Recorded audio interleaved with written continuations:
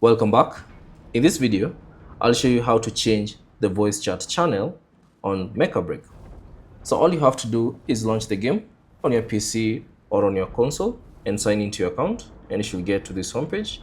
And then from here, use your mouse pointer or the controller icon pointer and select menu at the bottom right corner.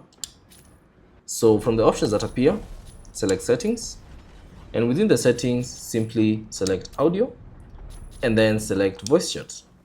Now within the voice chat, scroll down until you find the channel option, and you should see a couple of options that are currently available. So to switch, or rather to change the voice chat channel, all you have to do is press on the arrows, and you can see two options. There's the wild or the squad.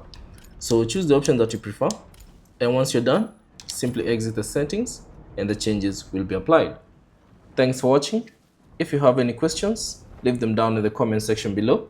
And if you found this video useful, consider leaving a like and subscribe to the channel.